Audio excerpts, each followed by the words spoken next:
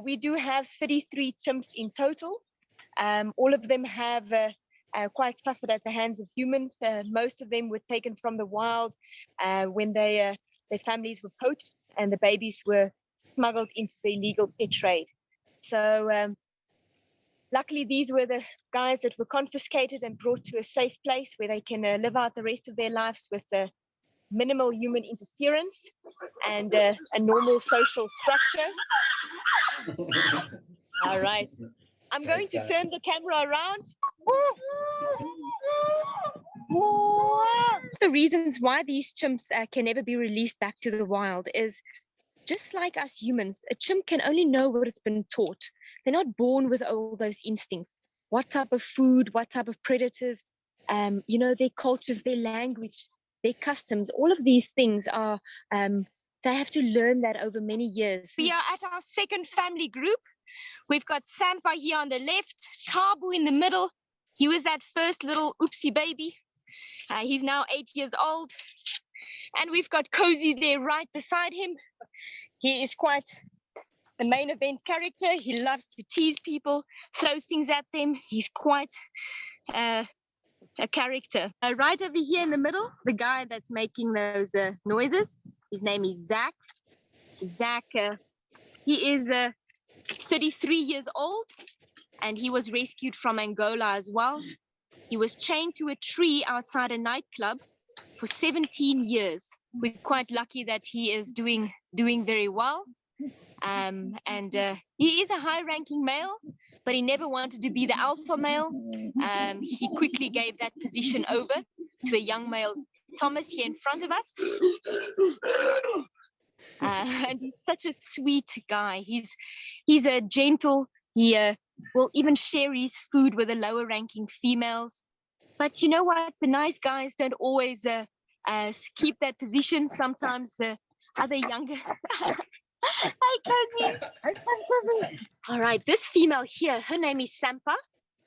And in my opinion, she is the most intelligent chimp we have here. She knows how to use tools. She knows how to devise a plan. She's definitely the brains of the family. One day she was busy with introductions with Tabu in the night quarters. And I just happened to walk by to get the food for the tour. And Sampa saw me and she banged on the bars. Cozy is just coming to do his performance.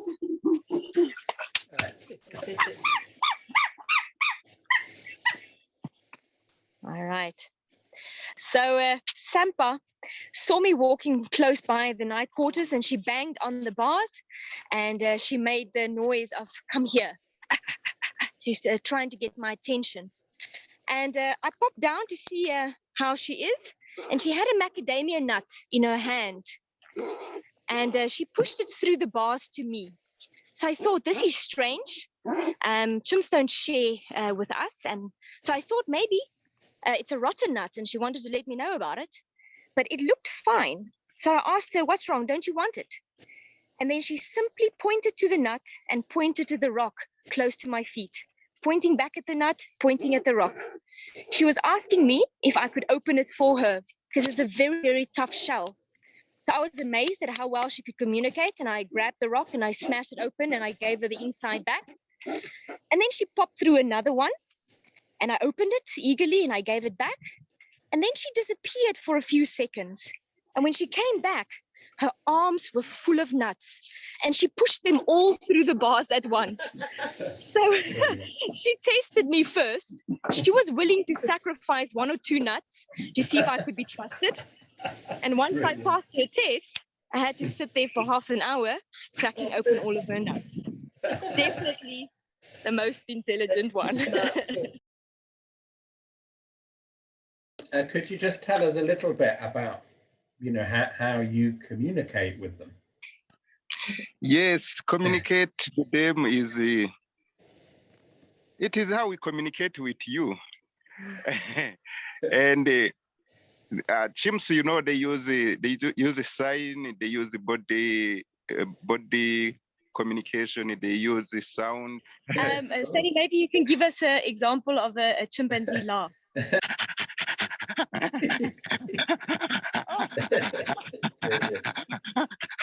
It is homework for you. Okay. Okay. So I'm going to point out to it them and but for you also. But Okay. keeping in practice, when you come to visit Chimp Eden, we shall give it the day we are going to give you a test. Okay. Oh.